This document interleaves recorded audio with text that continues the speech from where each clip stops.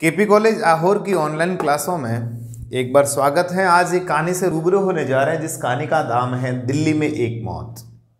कहानी लिखी है कमलेश्वर जी ने और इतने बड़े बड़ी शख्सियत हैं कि इनका नाम हिंदी जगत में अमर है साहब। और इनकी जो कहानी है दिल्ली में एक मौत, उसमें ये दर्शाया गया है कि आदमी पैसा कमाने के चक्कर में इतना बिजी है, इतना व्यस्त हो चला है कि पास में क्या हो रहा है इससे कोई मतलब नहीं। इस कहानी में एक नाम आ रहा है, सेठ दीवान चंद की मौत उनकी हो जाती है। दिल्ली का एक एरिया है करोल बाग, उनके एक हॉस्पिटल में उनकी मौत हो जाती है। पर पास ही के जो घर है, कथाकार तो है, वहाँ पे जाता है पर देखता है कि पास वाले कमरे में, पास में जो मकान बना हुआ है उसमें लोग रोज की भांति बूट वूट पॉलिश कर रहे हैं। शायद कहीं इस मौत के अंदर शामिल होने के लिए आ रहे हैं, अर्थी को कंधा देने के लिए आएंगे या फिर वो ऑफिस जाएंगे। ऐसी कहानी है कि भी आदमी भौतिकता के चक्कर में यंत्रवत मशीन की भांति सभी संवेदनाओं को भूल गया है। देहात में यानी गांवों में आज भी ऐसा है कि किसी का दुख अपना दुख लगता है, पर यहाँ पर किसी का दुख अपना दुख नहीं लग रहा है। वो इस कहानी के अंतर्गत बताया है। तो हम सीधे कहानी पर चलते हैं। प्यारे विद्यार्थी, चारों तरफ कोहरा छाया हुआ है। इसका मतलब जाड़ा का मौसम है, सर्दी का मौसम है। सुबह के 9 बज चुके हैं लेकिन पूरी दिल्ली धुंध में लिपटी हुई है। तो दोस्तों, मैंने पहले ही बता दिया कि दिल्ली की बात है, कौन से शहर की बात है। सुबह के 9 बज गए हैं पर दिल्ली में अभी भी धुंध छाई हुई है। सड़कें नम है। नम क्यों है? नम यानी भीगी हुई। क्यों है? क्योंकि कोहरा होगा, ओस होगी तो नम तो होनी है। पेड़ भीगे हुए हैं, कुछ भी साफ नहीं दिखाई देता। जिंदगी की हलचल का पता आवाज़ों से लग रहा है। लाइफ कैसे चल रही है उसका पता यहाँ की आवाज़ों से लग रहा है कि लाइफ क्या है, जीवन क्या है। ये आवाज़ें कानों में बस गई हैं। घर के हर हिस्से से आवाज़ें आ रही हैं। वासवानी के नौकर ने रोज की तरह स्टोव जला दिया है। वासवानी किसी का नाम है, उसका जो नौकर है उन्होंने घर में स्टोव जला दिया है। स्टोव पहले होते थे, आजकल तो सब गैस आ गए हैं। स्टोव जिस पे रोटी वगैरह बनाते थे, चाय कैरोसिन वगैरह डाल के, वो जला दिया है। उसकी सनसनाहट दीवार के उस पार से आ रही है। बगल वाले कमरे में अतुल मवानी जूते पर पॉलिश कर रहा है। कौन आदमी? अतुल मवानी एक का नाम है। वो क्या कर रहा है? जूते पॉलिश कर रहा है। ये नाम अपनी कॉपी में लिखना है। पॉलिश कर रहा है। ऊपर सरदार जी मूंछों पर फिक्सो लगा रहे हैं। उनकी खिड़की के पर्दे के पार जलता हुआ बल्ब बड़े मोती की चमक रहा है, बड़े मोती की तरह चमक रहा है। तो नीचे अतुल मवानी रह रहे हैं, एक साइड में वासवानी करके रह रहा है आदमी, और एक और सरदार जी रह रहे हैं, सिख हैं वो रह रहे हैं, और वो मूंछों पर फिक्सो लगा रहे हैं। फिक्सो का मतलब सरदार जी, फिक्सो का मतलब समझते हैं? मूंछों को सही करने के लिए यहाँ पे कपड़ा बांध लेते हैं। सरदारों में देखा होगा यहाँ पे नेट की नेट बांधी हुई होती है, उसको फिक्सो बोलते हैं। कपड़ा टाइप होता है, वो लगा रहे हैं।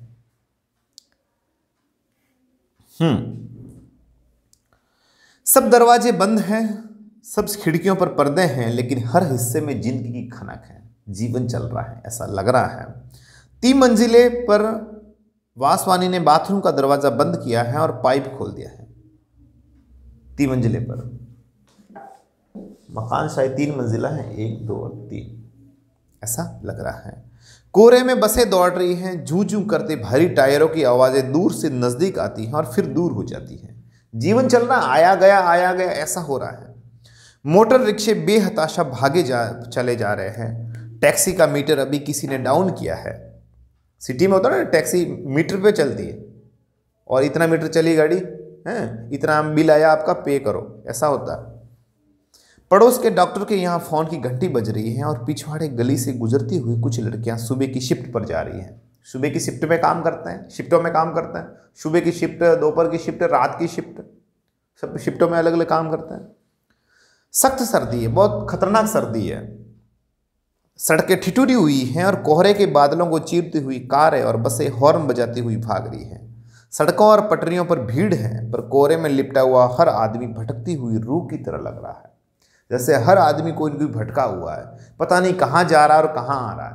यहाँ वाला आदमी यहाँ आ रहा है, यहाँ वाला आदमी यहाँ जा रहा है, और इस प्रकार से लगा है कि आदमी एक दूसरा आदमी भटका हुआ है। वे रूहें चुपचाप धुंध के समुद्र में बढ़ती जा रही हैं। बसों में भीड़ है, और जो रूह है, जो आदमी इधर से उधर जाने वाला है, वो एक दूसरा बढ़ता जा रहा है। बसों में भीड़ है काफ़ी। लोग ठंडी सीटों पर सिकुड़े बैठे हैं और कुछ लोग बीच में ईसा की तरह सलीब पर लटके हुए हैं। कुछ लोग तो भीड़ की तरह यूं खड़े हैं, और कुछ लोग जिसे ईसा मसीह थे ना, वो सलीब पर यूं लटके हुए, आपने देखा होगा, उसको सलीब बोलते हैं, वो क्रॉस बना हुआ यूं लटके थे। उसी प्रकार से कुछ लोग यूं ही खड़े, पाइप पकड़ के, ये भाई ऐसा करके खड़े। बाहें पसारे, उनकी हथेलियों में कीले नहीं, बस की बर्फीली चमकदार छड़े हैं। हालांकि उनकी तो कीले ठोकी हुई ईसा मसीह के, अब यूं करके, है ना, धोती पहनी हुई और पूरे शरीर में कीले हैं, पर इनके हाथ में आदमियों के कीले नहीं, वो लोहे के पाइप हैं बसों वाले। देखो कितना अच्छा सजीव वर्णन किया इन्होंने, वाह। और ऐसे में दूर से एक अर्थी सड़क पर चली आ रही है। अर्थी, जिसके अंदर आदमी का शव हो मरा हुआ, तो होता है अर्थी।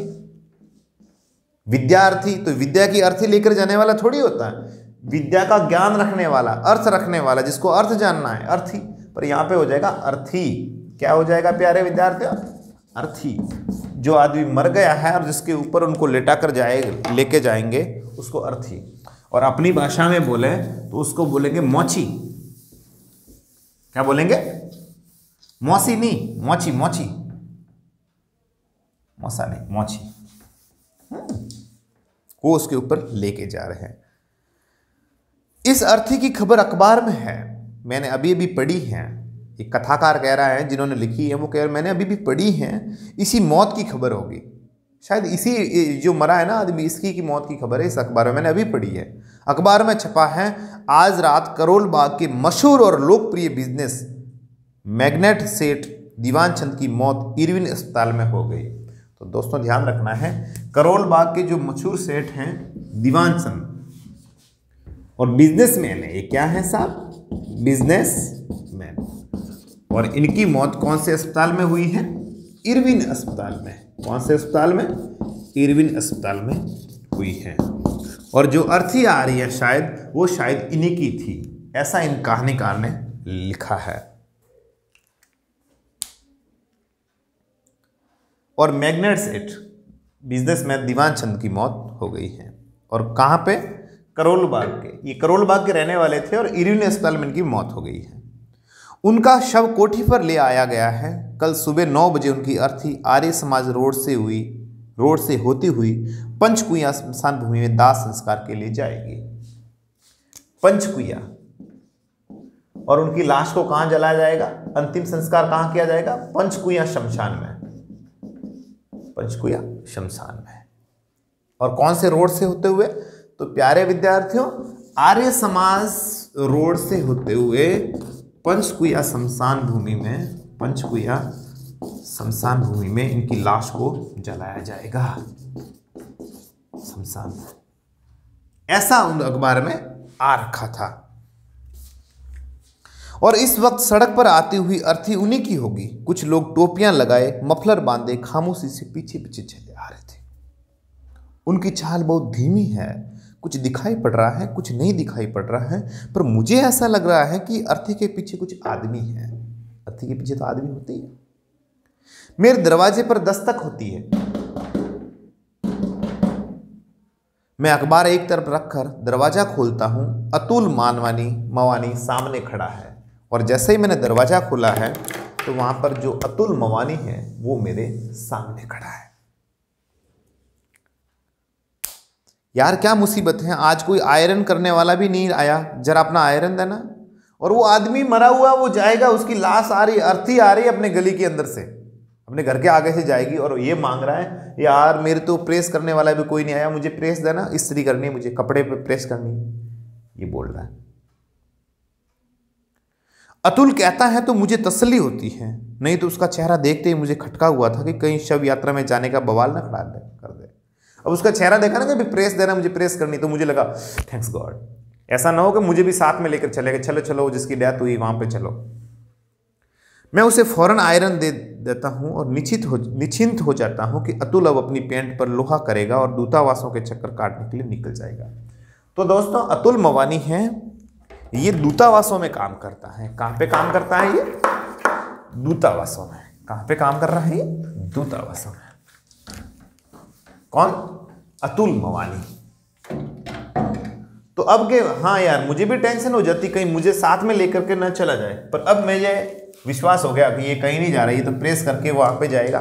कहां पे जाएगा? दूतावासों में काम करने के लिए, दूतावासों के चक्कर काटने के लिए। दूतावासों के, ए भाई लाला चल रहे, दूतावासों के चक्कर काटने के लिए ये जाएगा। ऐसा किसने कहा है? वो सोच रहा है, वो सोच रहा है दूतावासों के चक्कर काटने। कहानी का नाम ही यही है, दिल्ली में एक मौत। जब से मैंने अखबार में सेठ दीवानचंद की मौत की खबर पड़ी थी, मुझे हर क्षण यही खटका लगा था कि कहीं कोई आकर इस सर्दी में शव के साथ जाने की बात न कहते।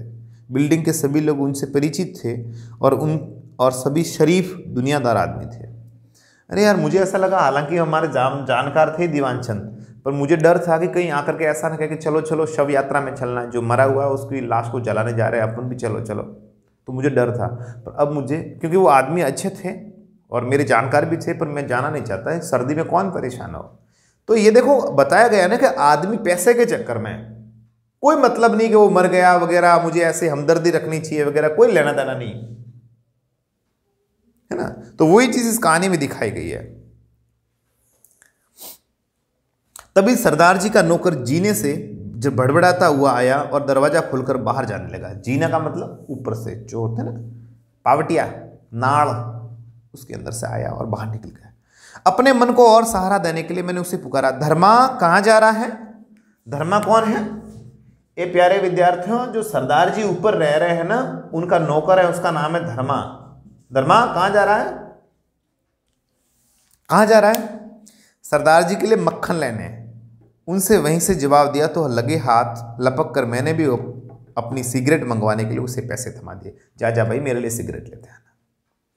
सरदार जी नाश्ते के लिए मक्खन मंगवा रहे हैं, इसका मतलब है वे भी शव यात्रा में शामिल नहीं हो रहे हैं। सरदार जी भी नहीं जाएंगे शव यात्रा में। चलो फिर तो कोई दिक्कत नहीं तो मुझे भी लेते चलते साथ साथ में। मुझे कुछ राहत मिली जब अतुल मवानी और सरदार जी का इरादा शव यात्रा में जाने का नहीं है, तो मेरा भी सवाल ही नहीं उठता। हम सब एक ही मकान में रह रहे हैं, ऊपर नीचे वगैरह, वो नहीं जा रहे तो मैं क्यों जाऊंगा। इन दोनों का यहाँ वासवानी परिवार का ही सेठ दीवानचंद के यहाँ जाना ज्यादा आना जाना था। जो वासवानी है पास में रह रहे हैं ना, जो वासवानी परिवार, वो ज्यादा आते जाते रहते थे। मेरी तो 4-5 बार ही मुलाकात पर थी, मैं तो ज्यादा मिला भी नहीं था उनसे। मैं क्यों जाऊं, वो मरे तो उसकी शव यात्रा में। मैं बोलते ना भाई, जो आदमी मर जाता तो उसकी शव यात्रा में जाना पड़ता है, तो कि वो तो उनके ज्यादा करीबी थे। मेरे क्या था, मैं क्यों जाऊं, ये नहीं जा रहा तो मैं भी नहीं जाऊंगा। आदमी को कोई मतलब नहीं है कि वो मर गया, जाना चाहिए, हमदर्दी रखनी, ऐसा कोई ऐसा मतलब उनको नहीं है। अगर ये लोग भी शामिल नहीं हो रहे हो तो मेरा सवाल भी नहीं उठता, ये नहीं जाएंगे तो मैं भी नहीं जाऊंगा। सामने बारजे पर मुझे मिसेस वासवानी दिखाई पड़ती है। मिसेस वासवानी, मिसेस वासवानी यानी वासवानी की पत्नी। उनके खूबसूरत चेहरे पर अजीब सी सफ़ेदी है और होठों पर पिछली शाम की लिपस्टिक की हल्की लाली अभी भी मौजूद है। रात को जो शाम को लिपस्टिक लगाई थी वो अभी भी है और वो मुझे सामने दिखाई दी। गाउन पहने हुए भी वह निकली और अपना जूड़ा बांध रही है। मम्मा मम्मा करके जूड़ा बांध रही है। उसकी आवाज़ सुनाई पड़ती है, डार्लिंग जरा मुझे पेस्ट देना प्लीज़। और वो ऐसा अंदर जाकर के आवाज़ कर रही है, अपने हस्बैंड को कह रही है। और ये कह रहे हैं कहानी लिखने वाले कि मुझे ऐसा सुनाई दिया कि वो ऐसा बोल रही है। मतलब वासवानी परिवार से जो मरा है सेठ दीवानचंद, उनका अच्छा ताल्लुकात था, पर उनको भी कोई मतलब नहीं कि वो मर गया है और मुझे जाना चाहिए, जलाने जाना है, उनके परिवार को ढांढस बधाने जाना है, कोई लेना देना उनको भी नहीं। मुझे और राहत मिलती है। इसका मतलब है कि मिस्टर वासवानी भी मैयत में शामिल नहीं हो रहे हैं। मैयत का मतलब मरने वाले के साथ में वो भी जाने वाले नहीं हैं। मैयत होगी, इकट्ठे होंगे लोग, उनके भी अंदर वो जाने वाले नहीं हैं। दूर आर्य समाज रोड पर वह अर्थी बहुत आहिस्ता आहिस्ता बढ़ती आ रही है। धीरे धीरे वो अर्थी आ रही है। अतुल मवानी मुझे आयरन लौटाने आता है और वो बोलता है लो भाई प्रेस होगी मेरी, ले लो तुम्हारी। मैं आयरन लेकर दरवाज़ा बंद कर लेना चाहता हूँ, पर वह भीतर आकर खड़ा हो जाता है और कहता है, तुमने सुना दीवान चंद की कल मौत हो गई? वो भीतर आकर कहता है, कल दीवान चंद की मौत हो गई, तुमने सुना है? मैंने अखबार में पढ़ा है। मैं सीधा सा जवाब देता हूँ ताकि मौत की बात आगे न बढ़े। बोला, हाँ मैंने अखबार में पढ़ा। अतुल मवानी के चेहरे पर सफेदी चलक रही है, और अतुल मवानी के चेहरे पर सफेदी आ गई है। वह शेव कर चुका है, उसने दाढ़ी बना दी, दाढ़ी वाड़ी बना दी आराम से। वह आगे कहता है, बड़े भले आदमी थे दीवान चंद। अतुल मवानी बोलता है, दीवान चंद बड़े अच्छे आदमी थे, बहुत भला आदमी था। यह सुनकर मुझे लगता है कि अगर बात आगे बढ़ गई तो अभी शव यात्रा में शामिल होने की नैतिक जिम्मेदारी हो जाएगी। इसलिए मैं कहता हूँ, तुम्हारे उस काम का क्या हुआ? मैंने सोचा कि अगर आदमी, इनको पता लग जाएगा ना वो आदमी मर गया, तो बोलेंगे शव यात्रा में चलो, इसलिए मैंने बात को टाल दी और मैंने कहा कि तुम्हारे उस काम का क्या हो गया, जो काम था ना उसका क्या हो गया? बस मशीन भर आने की देर है, आते ही अपना कमीशन तो खड़ा हो जाएगा। ये कमीशन का काम भी बड़ा बेहुदा है, बेहुदा यानी खराब है। पर किया क्या जाए? 8-10 मशीनें मेरे थ्रू निकल गई तो अपना बिजनेस शुरू कर दूंगा। अतुल मवानी कह रहा है, भाई शुरू में जब मैं यहाँ आया था तो दीवान चंद जी ने बड़ी मदद की थी, मेरी हेल्प की थी। उन्हीं की वजह से कुछ काम धाम मिल गया था, लोग बहुत मानते थे उन्हें। है ये बोल रहा है कि ये इन्होंने मेरी हेल्प की थी, है ना, और इन्होंने मेरी हेल्प करने के कारण मैं आज सक्सेस हो गया और लोग मुझे बहुत मानते हैं, बहुत अच्छा मेरा कारोबार चल रहा है। फिर दीवान चंद का नाम सुनते ही मेरे कान खड़े हो जाते थे। तभी खिड़की से सरदार जी सीट निकाल कर पूछते हैं, मिस्टर मवानी कितने बजे चलना है? और वो नीचे आवाज करते हैं, चलना कितने बजे चलना? हमारे गांव में किसी की मौत हो जाती है तो हम संवेदना जताने के लिए, उनके साथ में दर्द बांटने के लिए उनके पास में बैठते हैं। पर ये देख लो, मक्खन आराम से खा करके, ब्रेड खा करके फिर जा रहे हैं, उनको कोई लेना देना नहीं है। एक केवल उसको औपचारिकता दिखानी है कि हाँ आ गए। वक्त तो 9 बजे का है कि 9 बजे चलना है। कितने बजे का है? 9 बजे का। वक्त तो 9 बजे का है। शायद सर्दी और कोहरे की वजह से कुछ देर हो जाए, वह कह रहा है। और मुझे लगता है कि ये बात शव यात्रा के बारे में है। मुझे ऐसा लग रहा है कि ये जो शव यात्रा की बात हो सकती है 9 बजे वाली। सरदार जी का नौकर धर्मा मुझे सिगरेट देकर जा चुका है और ऊपर मेज पर चाय लगा रहा है। तभी मिसेज वासवानी की आवाज़ सुनाई पड़ती है। मेरे ख्याल से परमीला जरूर पहुंचेगी। क्यों डालें? परमीला है, वो जरूर आएगी। क्यों आएगी ना? वो अपने, इसका कामकाज किससे चला है? दीवान चंद जी से। वासवानी का कामकाज भी किसकी बदौलत था? दीवान चंद जी के। और दीवान चंद जी आराम से घर में, जो ये तो चले गए, पर वासवानी परिवार में कोई फर्क नहीं पड़ रहा है। बोलना है जाना है, पर आपस में मस्ती में ब्रश कर रहा है, दाढ़ी वाड़ी कर ली वगैरह सब कुछ, उनको कोई फर्क नहीं पड़ रहा था। पहुंचना तो चाहिए, तुम जरा जल्दी से तैयार हो जाओ, कहते हुए मिस्टर वासवानी बारजे से गुजर गए। अतुल मुझसे पूछ रहा है, शाम को कॉफ़ी हाउस की तरफ जाना होगा, वहाँ चलेंगे यार कॉफ़ी हाउस की तरफ। शायद चला हूँ, कहते हुए मैं कंबल लपेट लेता हूँ और वापस अपने कमरे में चला जाता है। आधी मिनट बाद ही उसकी आवाज़ फिर आती है, भाई बिजली आ रही है? लाइट आई या नहीं आई? मैं जवाब दे देता हूँ, हाँ आ रही है। मैं जानता हूँ कि वह इलेक्ट्रिक रॉड से पानी गर्म कर रहा है, इसलिए उसने ये पूछा है। उधर से आरती आ रही है और इधर ये पानी गर्म कर रहा है हीटर से, रॉड डाल करके। लाइट आ रही है नहीं आ रही है? मतलब दुख है ही नहीं कि आदमी की मौत हो गई है, जिसने मेरी हेल्प की है, जिसके कारण से मैं आज सक्सेस हुआ हूँ, उसकी मौत हो गई है। मुझे क्या करना चाहिए? उनको उससे कोई मतलब नहीं है। बूट पॉलिश वाला लड़का हर रोज़ की तरह अदब से आवाज़ लगाता है और सरदार जी उसे ऊपर उससे पुकार लेते हैं, अदब यानी तमीज़ से। लड़का बाहर बैठकर पॉलिश करने लगता है और वो अपने नौकर को हिदायतें दे रहे हैं, खाना ठीक 1 बजे लेकर आना, पापड़ भून कर लाना और सलाद भी बना लेना। पॉलिश वाला आया, लड़का पॉलिश करने लगा और अपने नौकर को वो समझा रहे हैं, धर्मा को, धर्मा पापड़ लेके आना, सलाद लेके आना, खाना 1 बजे ले आना, भूलना मत, मैं जा रहा हूँ। देख लो, मैं जानता हूँ कि सरदार जी का नौकर पाजी है। पाजी का मतलब शैतान भी होता है ना। वह कभी वक्त से खाना नहीं पहुंचाता और न उनके मन की चीज़ें ही पकाता है। सरदार जी का आदमी जो धर्मा है थोड़ा शैतान भी है, अच्छा भी नहीं है। बाहर सड़क पर कोहरा अब भी घना है, सूरज की किरणों का पता नहीं है। कुलचे छोले वाले वैष्णव ने अपनी रेहड़ी लगाकर खड़ी कर ली है। लौड़ी लगा दी है वहाँ पे, वो लॉरी नहीं होती वो लगा दी है, और छोले कुलचे बेच रहे हैं। शहरों में होते हैं कुलचे वगैरह, आपने देखे होंगे। रोज की तरह वो प्लेटें सजा रहा है, उनकी खनखनाहट की आवाज़ आ रही है। शहर है साहब, शहर में किसी को कोई मतलब नहीं कि आदमी कोई मर गया उसकी वजह से दूसरा आदमी काम बंद थोड़ी करेगा, है ना। वो तो पैसा कमाने के लिए शहर आया है। 7 नवंबर की बस छूट रही है। 7 नंबर की जो बस है सिटी बस, वो भी अब छूट रही है, इधर से जा रही है। और 7 नंबर की बस है वो छूट रही है। दिल्ली को बताया गया है, दिल्ली के दर्शाया गया है कि आदमी मशीन की तरह जा रहा है, आ रहा है, जा रहा है, आ रहा है। किस मंदिर से किस मस्जिद की मीनारों से नाम तुम्हारा पूछे हम, उस और उतरता यमुना जल, इस और बाग लहराते हैं, है ना। वो ये करके है, शक्ति सिंह बारट करके उन्होंने कविता लिखी है। सुना है दिल्ली के आंगन हर रात कबू उड़ जाते हैं, उस और उतरता यमुना जल, उस और बाग लहराते हैं। जब काका जी की कोठी थी तो हम भी दिल्ली वासी थे, ऐसा करके है। सूलियों पर लटके ईसा उसमें चले जा रहे हैं। 7 नंबर में देखो मशीनें वो ईसा की तरह है, वो आदमी ईसा की तरह बने हुए हैं, बस चलना चलना है, चलना उतरना चढ़ना उतरना चढ़ना है। और क्यू में खड़े और लोगों को कंडक्टर पेस्ट की टिकट बांट रहा है।